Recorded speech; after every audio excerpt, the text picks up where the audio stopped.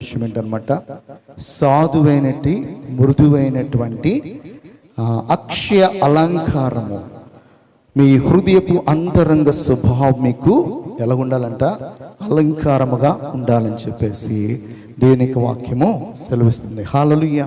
ప్రతి క్రైస్తవుడు కూడా మరి చాలా సాఫ్ట్ నేచర్ అనేది కలిగి ఉండాలని చెప్పేసి దేవునికి వాక్యము 1 పేతురు 3:4 చెప్తుంది. రెండో మాటగా మనం చూసినట్లయితే కొలస్సీలకు రాసిన పత్రిక 3:12 చదువు. దేవుని చేత ఏర్పరచబడిన వారును పరిశుద్ధులను ప్రియులైన వారికి తగినట్లుగా, దేవుని చేత ఏర్పాటు చేయబడిన వారును పరిశుద్ధులను ప్రియులైన వారికి తగినట్లుగా మనము మరి వేటిని ధరించాలని చెప్పేసి దేనికి వాక్యం చెప్తుంది అనమాట. ఇక్కడ జాలిగల మనసు, దయాళుత్వము, వినయమును, సాత్వికమును, దీర్ఘశాంతమును ధరించుకోవాలని చెప్తుంది. మూడవదిగా మనం చూసినట్లయితే ఎఫెసీయులకు రాసిన పత్రిక 4:1 మీరు పిలువబడిన పిలుపునకు తగినట్లుగా, మనము మరి దేవుని చేత పిలువబడ్డాం కనుక మరి ఆ పిలుపునకు తగినట్లుగా మనము మరి వినయముతో కూడినటువంటి సాత్వికమును మరి దీర్ఘశాంతమును ధరించినటువంటి వారముగా ఉండాలని చెప్పేసి దేవుని యొక్క వాక్యం సెలవుస్తుంది. నాలుగవదిగా మనం చూసినట్లయితే మరి ఎఫెసీయులకు రాసిన పత్రిక 6:13 చదివినట్లయితే, అందుచేతను మీరు ఆపద్దినమందు వారిని ఎదిరించుటకును సమస్తము నెరవేర్చిన వారై నిలువబడుటకును శక్తిమంతులగునట్లు దేవుడిచ్చు సర్వాంగ కవచమును ధరించుకొనడి. హల్లెలూయా. మనము శక్తిమంతులుగా, బలవంతులుగా అపవాదిని ఎదిరించాలంటే మనము దానికి తగినట్లుగా దేవుడిచ్చే సర్వాంగ కవచమును ధరించాలన్నమాట. హల్లెలూయా. ఈ కవచం అనేది చాలా చాలా ఇంపార్టెంట్ అనమాట. హల్లెలూయా. పైన చదువుకున్నాయని ఇంపార్టెంటే, ఇది కూడా చాలా ఇంపార్టెంట్. ఎందుకు చెప్తున్నానంటే ప్రతి అవయవాన్ని కూడా మనము వాక్యం ద్వారా ఎలా కంట్రోల్ చేయాలో నేర్చుకోవాలన్నమాట. కళ్ళతో చూసిన ప్రతి దాన్ని హృదయము ఆశిస్తుంది. అయితే కళ్ళతో చూసిన వెంటనే మనము దాన్ని ఏం చేయాలన్నమాట, కావాలని కోరుకోవాలా? కళ్ళతో చూసిన వెంటనే మనము మన కళ్ళను వెంటనే ప్రక్కకు తిప్పుకొని చెడు వైపు ఇంకనూ మనము మన కనుదృష్టి అలాగ ఉంచితే ఏమవుతుందంటే దావీదు వల్లే నెక్స్ట్ స్టెప్ వేయడానికి అవకాశం ఉంటుంది అన్నమాట. దావీదు ఒక రోజున తన సైన్యం అంతా యుద్ధమునకు వెళ్ళినటువంటి సమయంలో ఆయన సాయంకాల వేళ ఈవినింగ్ వాక్ చేస్తున్నాడు. ఎక్కడ చేస్తున్నాడో తన ప్రాకారం మీద వాక్ చేస్తున్నాడు. వాక్ చేస్తున్నప్పుడు ఒక స్త్రీ స్నానం చేస్తుంటే చూసి ఆమె అందాన్ని చూసి మైమరిచి ఆమె అందాన్ని అనుభవించాలనుకున్నాడు. దావీదుకి ధర్మశాస్త్రం తెలీదా అంటే ధర్మశాస్త్రమును దినదినము ధ్యానించేవాడుకున్నాడు, దివారాత్రములు ధ్యానించేవాడుకున్నాడు. కానీ ఎప్పుడైతే కళ్ళు అటువైపు వెళ్ళివో వెంటనే హృదయం చెప్తుందనమాట, అందగత్తి అయినటువంటి ఆమెను నువ్వెందుకు అనుభవించకూడదని చెప్పేసి చెప్తా ఉంటే తన కళ్ళను అటు తిప్పుకోవడానికి బదులుగా ఆ అందాన్ని ఆస్వాదిస్తున్నాడు. ఆ అందాన్ని ఆస్వాదించి ఏం చేస్తాడంటే నెక్స్ట్ స్టెప్ వేశాడు. ఆ తర్వాత ఇంకో స్టెప్ ధర్మశాస్త్రం అటువంటి 10 ఆజ్ఞలు కూడా ఒక్కసారి ఏం చేశాడంటే తృణీకరించాడు. నీ పొరుగు వానిది ఏది ఆశించకూడదో చేసేసాడు, వ్యభిచరించకూడదో చేసేసాడు, మోసం చేయకూడదో చేసేసాడు, విగ్రహ సంబంధమైన ఏది ఉండకూడదు, అది స్త్రీ అయినా ధనమైనా ఏదైనా కూడా దేవుని కంటే ఏది కూడా ఎక్కువ కాదు చేసేసాడు. 1 by 1 10 ఆజ్ఞలు కూడా ఒక్క దెబ్బతోటి ఏం చేశాడనమాట, నిరాకరించాడు. దేవుని యొక్క ధర్మశాస్త్రాన్ని అక్కడ తుంగలు తొక్కినట్లుగా అయిపోయింది. అందుకే తన కుమారుడైనటువంటి సొలొమోను అంటాడు, కళ్ళు చూసిన ప్రతిదానిని కూడా హృదయం కోరుకోకూడదంట. అంటే నీ కన్నులకు ఏం కలగాలన్నమాట, అపరిశుద్ధమైన వాటి వైపు, దేవుని యొక్క వాక్యమునకు విరుద్ధముగా ఉన్న వాటి వైపు నీ కన్నులు వెళ్ళకోకుండా నీ కన్నులకు అంధత్వము కలగాలి. చూసిన తర్వాత హృదయం వెంటనే కోరుకుంటే ఆ హృదయాన్ని నువ్వు కంట్రోల్లో పెట్టుకోగలగాలి. హృదయము అన్నిటికంటే మోసకరమైనది, కపటమైనది, ఘోర వ్యాధి కలిగినది. అలాంటి హృదయాన్ని మనం కంట్రోల్ చేసుకోగలగాలి. దేవుడిచ్చే సర్వాంగ కవచం కన్నులకు, మన నాలుకకు, నాలుక అగ్ని వంటిది. దేనినైనా కూడా అది ఏం చేస్తుందంట? దహించి వేయగలదు. నీ నాలుకను కంట్రోల్ పెట్టుకోగలగాలి, నీ కళ్ళను కంట్రోల్ పెట్టుకోవాలి, నీ చెవులను కంట్రోల్ పెట్టుకోగలగాలి, నీ హృదయాన్ని కంట్రోల్ పెట్టుకోగలగాలి, నీ చేతులను, నీ కాళ్ళను సర్వాంగ కవచము ధరించినటువంటి వారమై దేవుని యొక్క సైన్యములో చేరి అపవాదిని ఎదిరించాలంట. హల్లెలూయా, హల్లెలూయా. సాయంకాల వేళ దేవుని యొక్క వాక్యాలు వింటున్న మనందరం కూడా మన కన్నులు చూస్తున్న వాటిని కోరుకుంటుందా మన శరీరమో, మన చెవులు వింటున్న వాటిని కోరుకుంటుందా మన శరీరమో, వాటిని బట్టి మన నాలుక అల్లాడుతుందా, ఇష్టం వచ్చినట్టు ప్రేలాపన పేలుతుందా, ఇష్టం వచ్చిన వాటిని మాట్లాడుతుందా, మనం ఇవన్నిటినీ కూడా గమనించాలి. హల్లెలూయా. దేవుని యొక్క వాక్యాన్ని వింటున్న మనందరం కూడా చాలా చాలా జాగ్రత్త కలిగి ఉండవలసినటువంటి రోజులమే. ఎలా పడితే అలా జీవిస్తే ఏ సమయంలో మన యొక్క ప్రాణం పోతుందో తెలియదు, ఏ సమయంలో మన యొక్క జీవితమునకు దేవుడు ఫుల్ స్టాప్ పెట్టబోతున్నాడో తెలియదు. ఈ రోజున చాలా మంది ఇష్టానుసారంగా జీవిస్తుండొచ్చు, కానీ దేవునికి ఒక రోజున కోపం వచ్చిందంటే ఒక్క క్షణము చాలు నిలువున మనిషి కనపడకుండా అయిపోవడానికి. అలాంటి స్థితి మనకి రాకుండా ఉండాలంటే దేవుడిచ్చే సర్వాంగ కవచమును ధరించినటువంటి వారమే మరి మన యొక్క శరీరాన్ని కంట్రోల్లో పెట్టుకోవాలి. ఎలా అంటే ఒక భక్తుడు చెప్తాడు, యాకోబు రాసిన పత్రిక 3వ అధ్యాయము 3 నుంచి చదువుదామా. గుర్రములు మనకు లోబడుటకై నోటికి కళ్ళెమును పెట్టి వాటి శరీరమంతయు త్రిప్పుదుము కదా, వాడలను కూడా చూడుడి, అవి ఎంతో గొప్పవి, పెనుగాలికి కొట్టుకొని పోబడినను వాడ నడుపు వాని ఉద్దేశము చొప్పున మిక్కిలి చిన్నదగు చుక్కాని చేత త్రిప్పబడును. అలాగుననే నాలుక కూడా చిన్న అవయమైనను బహుగా అదిరిపడును. అది కొంచెము నిప్పు ఎంత విస్తారమైన అడవిని తగులుబెట్టును. నాలుక అగ్నియే. నాలుక మన అవయములలో ఉంచబడిన పాప ప్రపంచమై సర్వ శరీరమునకు మాల్యమును కలుగ చేయొచ్చు. ప్రకృతి చక్రమునకు ఏం పెడుతుందంట? అది చిచ్చు పెడతాను. అంత పెద్దవాడు కూడా చిన్న చుక్కమ చేత ఏమవుతుందన్నమాట? కంట్రోల్ చేయబడుతుంది. అంత పెద్ద గుర్రము కూడా దానికి కళ్ళెము వేస్తే అది కూడా కంట్రోల్ ఉంటుంది. ఇంత పెద్ద మనిషి కూడా ఒక్కదాంతో వాడు చెడ్డవాడైపోతాడు. అదేంటో తెలుసా? నాలుక. నాలుక మన యొక్క జీవితానికి మంచైనా చెడైనా తీసుకుని రాగలదు అనమాట.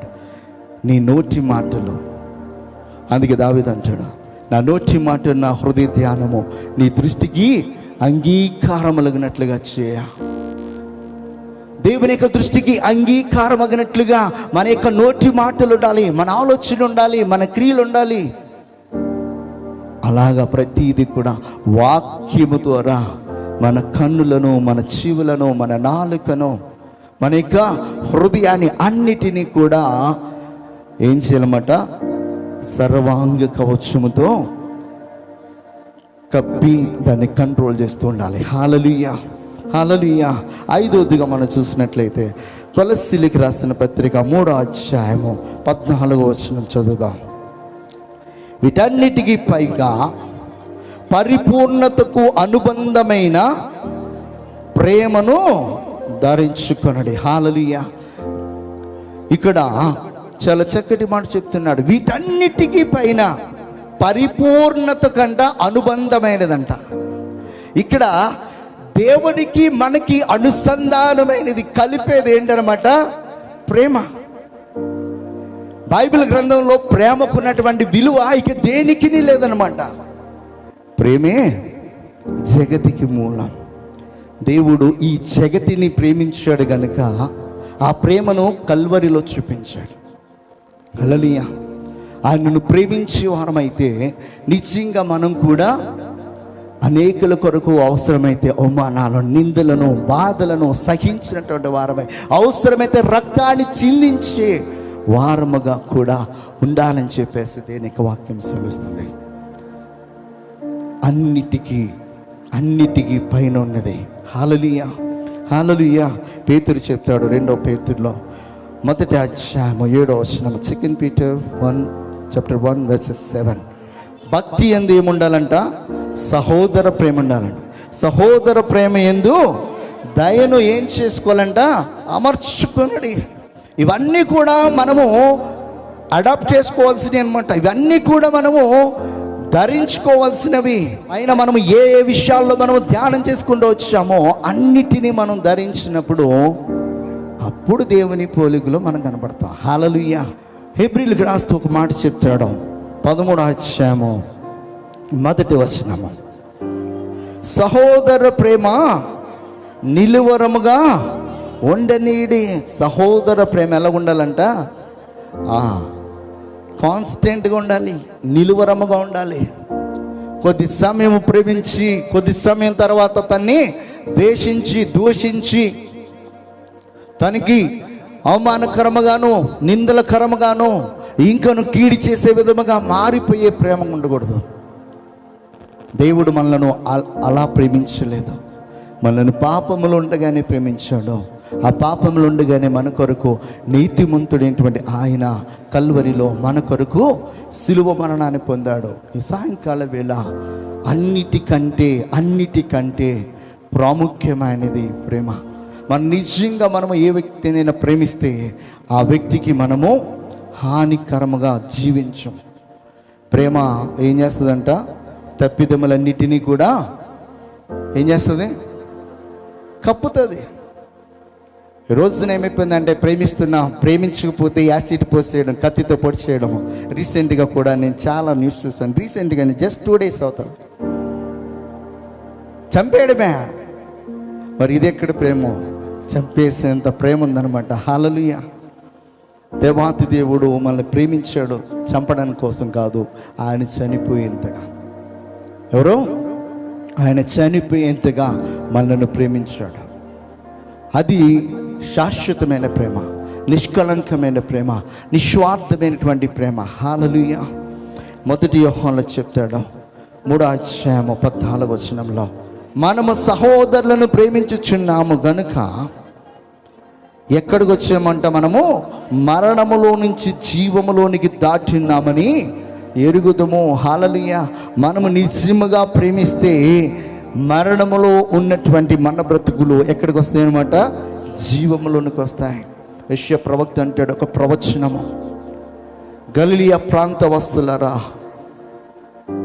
చుట్టుపక్కల ఉన్నటువంటి మరి పరిసర ప్రాంతములో నివాసం చేయవారులారా, రాని దినములలో మీ జీవితాలు ఎలా మారబోతున్నాయంటే చీకటిలో నుండి మీరు వెలుగులోనికి నడిపింపబడుతున్నారు. మరణకరమైనటువంటి మీ స్థితిలో నుంచి జీవములోనికి నడిపింపబడుతున్నారని చెప్తాను. మన మరణకరమైనటువంటి ఆ స్థితిలో నుంచి జీవములోనికి నడిపించువాడు ఆ యేసయ్య. చీకటిలో నుంచి వెలుగులోనికి నడిపించువాడు ఆ యేసయ్య. ఆ యేసయ్య ప్రేమ చేత, ఆ యేసయ్య వాక్కు చేత, ఆ యేసయ్య ఆలోచన చేత మనం నింపబడినప్పుడు ఆయన వలె మనము మన సహోదరులను ప్రేమించగలం. ఈరోజు నేను చూసినట్లయితే సొంత అన్నదమ్ముల మధ్య ప్రేమ ఉండట్లేదు. ఒక చిన్న విషయంలో మరి మిస్అండర్స్టాండింగ్ అయి చాలామంది కొట్టుకొని చనిపోతూ ఉన్నారు, చంపేస్తూ ఉన్నారు. ఒక సందర్భంలో నేను విన్నాను, చూశాను. వైజాగ్లో జరిగినటువంటి సంఘటన కొన్ని సంవత్సరాల క్రితము. ఇద్దరు కూడా కష్టపడుకుని పని చేసుకునే వాళ్ళే, ఇద్దరు అన్నదమ్ములు. ఇద్దరు కూడా పని చేయడానికి వెళ్ళారు. పని చేసిన తర్వాత ఆ కూలీ డబ్బులు వచ్చినాయి. ఆ కూలీ డబ్బుల్లో ఒక 100 రూపాయలు తేడా వచ్చింది. ఎంత? 100 రూపీస్. ఆ 100 రూపాయలు తేడా వచ్చినందుకు తన సొంత ఓన్ బ్రదర్ని ఏం చేశాడు అన్నమాట? చంపేశాడు 100 రూపాయల కోసం. అలా ఈ రోజున ప్రేమలు ఏమైపోయినాయంటే కొన్ని మరి స్వార్థంతో నిండి పని, కళంకంతో నిండి పని, ధనాపేక్షతో నిండి పని, ఇంకా ఇంకా ఇంకా ఎన్నో విషయాలలో మరి జనాలందరూ కూడా మరి అడ్డుకట్టలు వేసుకుని ఈ రోజున మరి అన్నదమ్ములు, అక్క చెల్లెండ్రు, సొంత వాళ్ళే ప్రేమపూర్వకముగా ఫోన్ చేసుకుని మాట్లాడుకోలేని పరిస్థితులు ఉండిపోయినటువంటి వాళ్ళు ఈ భూమి పైన ఎంతోమంది ఉన్నారు. దేవుని యొక్క వాక్యం తెలుసు, కానీ పట్టుదల, ఆ బంధకాలు విడువకుండా అలాగే జీవిస్తూ, అలాగే కొనసాగిస్తూ నువ్వు తగ్గించుకుని మాట్లాడు. నీకు వాక్యం తెలుసు కాబట్టి. ఒకసారి క్షమించకపోతే ఇంకొకసారి క్షమించకపోతే ఇంకోసారి క్షమించకపోతే ఖచ్చితంగా ఏదో ఒక రోజున క్షమిస్తాడు, నిన్ను గురించి తెలుసుకుంటాడు. కానీ మనం అలాగే కఠినంగా ఉండిపోతే దేవుని యొక్క వాక్యమును విని కూడా, గ్రహించి కూడా, అర్థం చేసుకొని కూడా వారి మీద కంటే మనపైకే దేవుని యొక్క కోపము అధికముగా వస్తుంది. ప్రేమ లేకపోతే దేవునికి అస్సలు ఇష్టడై ఉండము.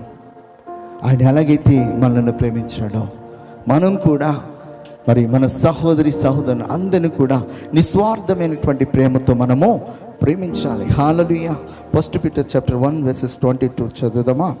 మీరు క్షయ బీజము నుండి కాక శాశ్వతముగు జీవము గల దేవుని వాక్యమూలముగా అక్షయ బీజము నుండి పుట్టింపబడిన వారు గనుక నిష్కపటమైన సహోదర ప్రేమ కలుగునట్లు మీరు సత్యమునకు విధేయులవుట చేత మీ మనస్సులను పవిత్రపరచుకొనిన వారై ఉండి ఒకరినొకడు హృదయపూర్వకముగాను మిక్కటముగాను ప్రేమించుడి.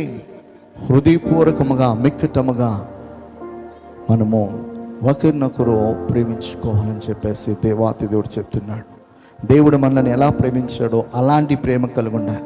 ఈ లోక ప్రేమలాగా అట్రాక్షన్తో నిండినటువంటి ప్రేమ, ఆ అట్రాక్షన్ అంతా అయిపోయిన తర్వాత ఈ ధనాన్ని ఆశించి పుట్టినటువంటి ప్రేమ, ఆ ధనం అంతా అయిపోయిన తర్వాత, దోచుకున్న తర్వాత ఆ ప్రేమ అంతా కూడా చల్లారిపోతుంది. ఎంతోమంది ఈ రోజున ఎలాంటి ప్రేమలు ఉన్నాయంటే, తన భర్త ఎక్కడో పని చేస్తున్నాడు, ఓ సహోదరి మరి ఎవరితోటో ప్రేమలో పడి మరి తన యొక్క బిడ్డ చదువు కోసం అని చెప్పేసి భర్తని హాస్పిటల్లో జాయిన్ చేసి, మనకి డబ్బులు కావాలి కదా కిడ్నీ అమ్మేద్దామని చెప్పేసి అమ్మేసి ఆ డబ్బులు తీసుకుని వెళ్ళిపోయి. ఎంత మంచి ప్రేమో. హల్లెలూయా. భర్త కిడ్నీ అమ్మేసి ఆ 10 లక్షల రూపాయలు వస్తే ఆ డబ్బులు తీసుకుని ప్రియుడితో వెళ్ళిపోయాడు. ఖచ్చితంగా ఆమెకు ఓ సామెత చెప్తాను, తాన్ని తన్నేవాడు అంటే వాడు తలను తన్నేవాడు ఉంటాడంట. ఈ రోజు నీ ప్రేమ చూసుకుని వెళ్ళిపోయావో వాడు నట్టేట్లో ముంచేసి ఇంక ఎక్కడ ఉన్నావో కూడా తెలియకోకుండా చేసేస్తాడు. డబ్బును చూసి పుట్టే ప్రేమ, అందాన్ని చూసి పుట్టే ప్రేమ, ఇంకా ఇంకా లోకంలో ఎన్నో రకాలటువంటి ప్రేమలు ఉన్నాయి. ఎందుకు ఈ మాటలు చెప్తున్నానంటే, ప్రస్తుత దినాల్లో చాలా చాలా ఘోరాతి ఘోరముగా ఎన్నో విషయాలు జరుగుతున్నాయి. ఒక్కటి కాదు. కానీ మన యేసయ్య ప్రేమ నిష్కలంకమైన ప్రేమ, శాశ్వతమైన ప్రేమ.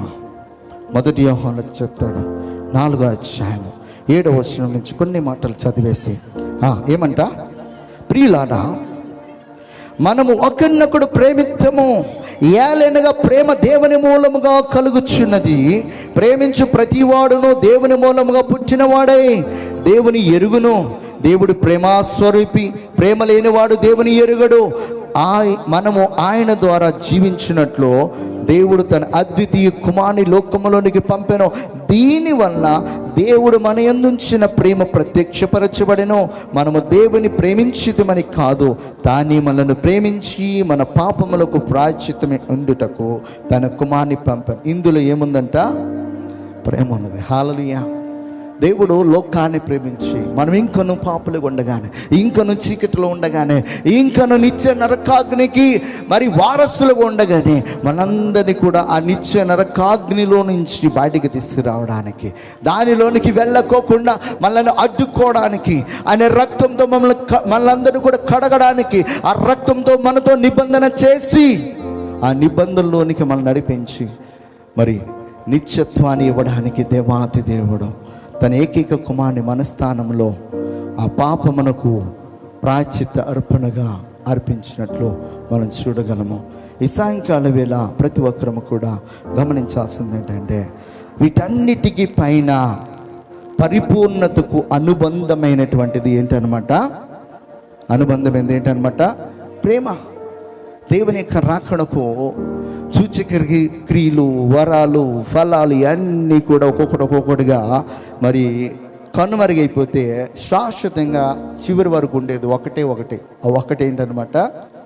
ప్రేమ. మొదటి కొరింథీయులకు రాసిన పత్రిక 13 చెప్తాడు ఈ మాట. 1 కొరింథియన్స్ చాప్టర్ 13.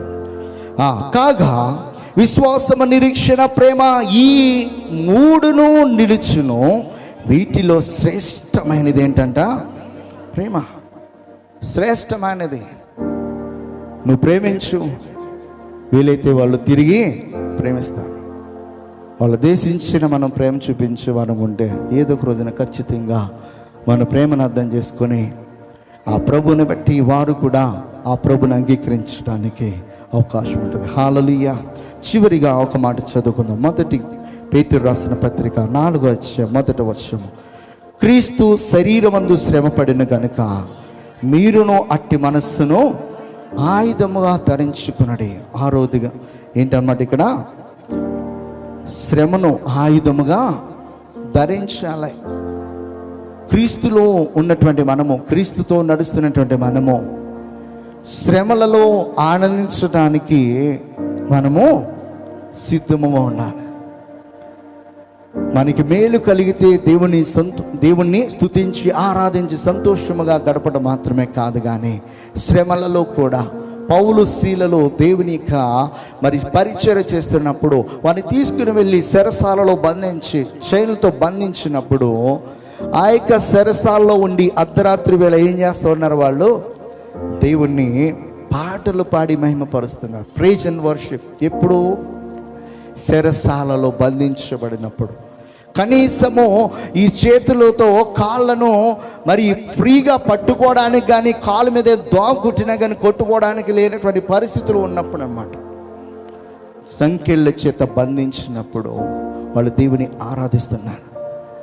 మరి పౌలు శీలలో ఏ తప్పిదమో చేయలేదు, దేవుని స్వార్థ ప్రకటించాడు. దాని కొరకు మరి వారిని పట్టి బంధించి దెబ్బలు కొట్టి చెరసాలలో చైన్స్తో బంధించినప్పుడు వారు దుఃఖపడలే, బాధపడలే, అధైర్యపడలే. ఈ చెరసాలలో కూడా దేవునికి ఎలా మారిపోవాలన్నమాట? దేవుని మందిరముగా మారిపోవాలి, దేవుని స్తుతించేదిగా మారిపోవాలి, దేవుని ఆరాధించే విధముగా మారిపోవాలి. We need to praise and worship అని చెప్పేసి ఇద్దరు కూడా ఆపుతో నిండిన వారే దేవుని స్తుతించి ఆరాధిస్తున్నప్పుడు చెరసాల పునాదులను కదిలించిన గొప్ప దేవుడు. హల్లెలూయా, హల్లెలూయా.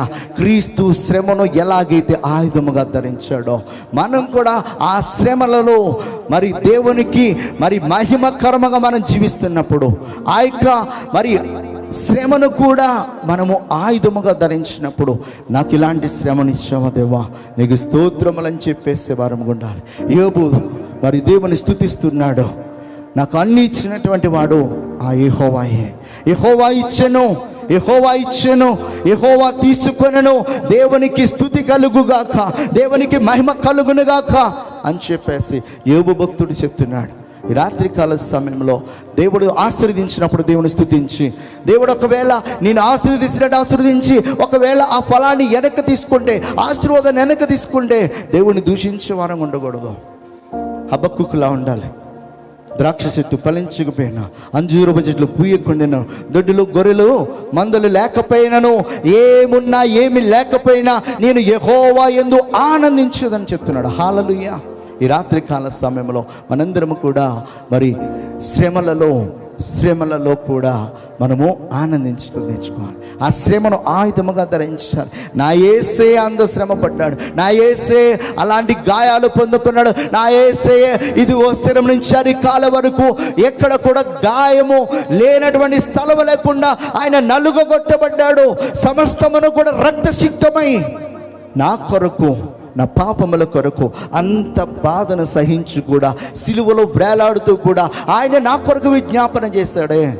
నాకు వచ్చినటువంటి చిన్న శ్రమ ఏ పాటిది, నాకు వచ్చినటువంటి ఈ చిన్న అవమానం ఏ పాటిది అని చెప్పేసి మనం కనుక రియలైజ్ అయ్యి దేవుని యొక్క సన్నిధిలో దేవా ఇలాంటి స్థితిలో కూడా నేను స్తుతించగలిగే మనసు నాకు ఇయ్యా.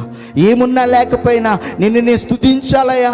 ఒకవేళ నువ్వు నన్ను ఎందుకు ఈ స్థితిలో ఉంచావో నాకు తెలియదు, కానీ దీని ద్వారా కూడా నీ నామం మహిమపరచబడాలని చెప్పేసి మనం ఎప్పుడైతే నిర్ణయం తీసుకొని దేవుని ఆరాధిస్తామో, దేవుని కనపరుస్తామో, తద్వారా ఇంకను మనము మేలుల చేత తృప్తి చెందుతాము, ఆశీర్వదింపబడతాము. మన యొక్క పేరు జీవ గ్రంథములో చాలా స్పష్టంగా రాయబడుతుంది. మనలను దేవాతి దేవుడు ఆ పరలోకంలో రిసీవ్ చేసుకునే విధానము కూడా వేరే విధంగా ఉంటుంది. శ్రమలను అనుభవించి, శ్రమలలో ఆనందించి, ఆ శ్రమలలో కూడా అనేకుల రక్షణార్థమై ప్రార్థించే మనస్సు కలిగి దేవుని వైపు ఎందరైతే చూస్తారో, ఒక స్టీఫెన్ లేక, ఒక పౌలు లేక, ఇదిగో పంపబడిన అపోస్తలు లేక, ఈ దేశానికి పంపబడినటువంటి మిషనరీస్ లేక, ఎందరైతే దేవుని వైపు చూస్తారో శ్రమలలో, వారిని బట్టి దేవుడు ఇంకనూ సంతోషిస్తాడు. రాత్రికాల సమయంలో ప్రియమైన సహోదరి సహోదరుడా, ఎందుకు ఈ మాటలు చెప్తున్నానంటే, మనము ధరించాల్సినవి చాలా ఉన్నాయి బైబిల్ గ్రంథంలో. కనీసం కొన్నిటినైనా మనము ధరించి దేవుని పోలికలో మనము నడుస్తున్నప్పుడు వాటిని బట్టి దేవుని నామం మహిమపరచబడుతుంది. తరువాత ఒక్కొక్కటిగా మనము ధరించినటువంటి వారమై దేవుని పోలికలోనికి పరిపూర్ణంగా వచ్చినప్పుడు నిజంగా మనం చూస్తే క్రీస్తుని చూసినట్లుగా ఉంటుంది అనేకులకు. పౌలు అంటున్నాడు, నన్ను చూస్తే క్రీస్తుని చూసినట్లే. యేసు అంటున్నాడు, నన్ను చూస్తే నా యొక్క తండ్రిని చూసినట్లే. మరి మనం చూస్తే ఎవరిని చూసినట్లు అని చెప్పేసి మరి జనాలు మాట్లాడుకోవాలి. నీ ఇంట్లో వాళ్ళలాగానే, నీ బంధువుల్లాగానే, నీ స్నేహితుల్లాగానే ఇలాగే బ్రతికేసి ఇలాగే జీవితము ఎండ్ అయిపోతే చాలు అనుకుంటున్నావా? దేవుని పోలికలోనికి వచ్చి, దేవుని స్వారూప్యంలోనికి వచ్చి, దేవుని నామము నా ద్వారా ఇంకను మహిమపరచబడాలని చెప్పేసి ఆశిస్తున్నావా? ఒకసారి మనము ఒకసారి జస్టిఫై చేసుకుందాం, ఒక్కసారి పరీక్షించుకుందాం. ఫిలిప్పీలకు రాసిన పత్రిక 2వ అధ్యాయము 5వ వచనం చెప్తాడు, క్రీస్తు యేసునకు కలిగిన ఈ మనస్సును మీరును కలిగి ఉండుడి. క్రీస్తు యేసునకు కలిగినటువంటి ఈ మనస్సు ఎలాంటి మనస్సు అనమాట? అయింది పరలోకములో నిత్య మహిమలో తండ్రితో సమానముగా, ఈజ్ ఈక్వల్ టు ఫాదర్. అంత సమానుడైనటువంటి ఆయన అలాగా ఈక్వల్గా ఉండటానికి ఇష్టపడలేదంట, సమానముగా ఉండటానికి ఇష్టపడలేదంట. దేని కొరకంటే మనలను ఆయనతో సమానుగా చేయడానికి, మనలను ఆయన యొద్దకు తీసుకురావడానికి, మనలను ఆయన పోలికలోనికి తీసుకురావడానికి, మనము ఆయన వలె నిత్యత్వములోనికి రావడానికి, మనము ఆయన వలె పరిశుద్ధతలోనికి రావడానికి, ఆ పరిశుద్ధుడు, ఆ నిత్య నివాసి అయినటువంటి దేవుడు, ఆ నిత్య మహిమలో ఉన్నటువంటి దేవుడు ఈ లోకానికి ఎందుకు వచ్చాడంటే, ఆ నిత్య మహిమను మనకి ఇవ్వడానికి, ఆ నిత్యత్వాన్ని మనకి ఇవ్వడానికి, ఆయనతో యుగాలు జీవించే విధముగా ఆ పరిశుద్ధతను మనకి ఇవ్వడానికి ఆయన ఈ లోకానికి వచ్చాడు. కనుక మనందరము కూడా చాలా జాగ్రత్త కలిగే శ్రమలలో దేవుని మహిమపరచాలి. శ్రమలలో, నిందలలో, అవమానాలలో ఎవరు ఎన్ని అనుకొని నీ స్థితిని బట్టి ఎవరు ఏమన్నా కూడా నువ్వు లెక్క చేయదు. ఆ స్థితిని దేవుడు మరి తన నామాన్ని మహిమపరచుకోవడానికి ఇచ్చాడేమో. ఏసేపు నీతిమంతుడే, ఏసేపు ఏ పాపము చేయకుండా పరిశుద్ధంగా జీవించినటువంటి వాడే. అలాంటి పరిశుద్ధుడు, నీతిమంతుడు, దేవుని ఎడల భయభక్తులు కలిగినటువంటి ఏసేపుకి శ్రమలు యవ్వనములోనే ఆరంభమని, బాలుడుగా ఉండగానే ఆరంభమైనవి. ఎన్నో శ్రమలలో, ఈ పందెలలో, నిందలలో, అవమానాలలో అతన్ని పట్టి బంధించి జైల్లో వేసినప్పుడు, ఈయన అతన్ని బాధిస్తున్నప్పుడు బాధపడ్డాడే కానీ దేవుని నామాన్ని ఎక్కడ కూడా దూషించలే. అలా జీవించాడు గనుకనే వాటి అంతమున దేవుడు ఐగుప్తు దేశానికి ప్రధానమంత్రిగా చేశాడు. ఈ రాత్రికాల సమయంలో నిందల్లో కృంగిపోతున్నావా? అవమానాల్లో కృంగిపోతున్నావా? ఏ విషయంలోనూ కూడా మనం కృంగిపోకుండా దేవుని నామాన్ని మహిమపరచడానికి దేవుడు మనకిస్తున్నాడని చెప్పేసి ఆ శ్రమను సహించితే వాటి అంతమున దేవుని యొక్క ఆశీర్వాదము ఉంటుంది. హల్లెలూయా. ఎఫెసీయులకు రాసిన పత్రిక 5వ అధ్యాయము 2వ వచనము చదివితే, క్రీస్తు మిమ్మును ప్రేమించి పరిమళ వాసనగా ఉండుటకు మన కొరకు తన్ను తాను దేవునికి అర్పణముగాను బలిగాను అప్పగించుకొని అలాగనే మీరును ప్రేమ కలిగి నడుచుకొనడే. దేవుని యొక్క వాక్యం ఎంత స్పష్టంగా చెప్తుంది. క్రీస్తు అంట మనల్ని ప్రేమించంట పరిమళ వాసనగా మనల్ని మార్చడానికి. నీ రుధిరాధారలతో నా రుణమును తీర్చితివి, నీ ప్రేమ తైలముతో నా వాసన మార్చితివి. నీ రుధిరాధారలతో నా రుణమును తీర్చితివి, నీ ప్రేమ తైలముతో నా వాసన మార్చితివి. నీకే నా స్తుతి పరిమళము, ఆగ్రహించుము యేసయ్యా.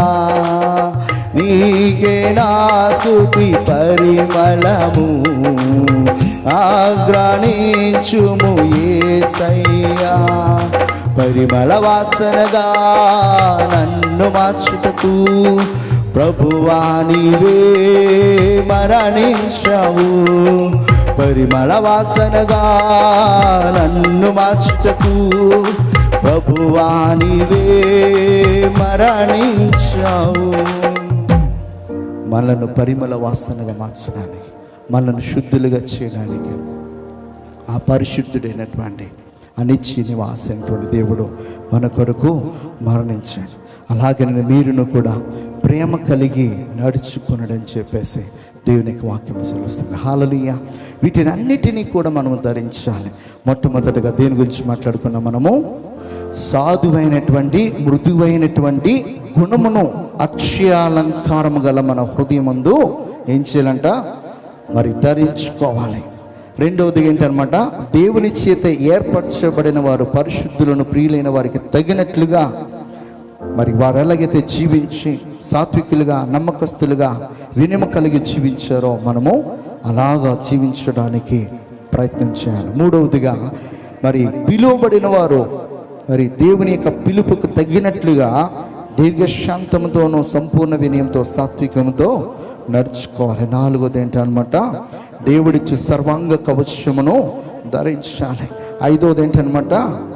పరిపూర్ణతకు అనుబంధమైనటువంటి ప్రేమను మనము ధరించాలి. ఆరోదిగా ఏంటనమాట?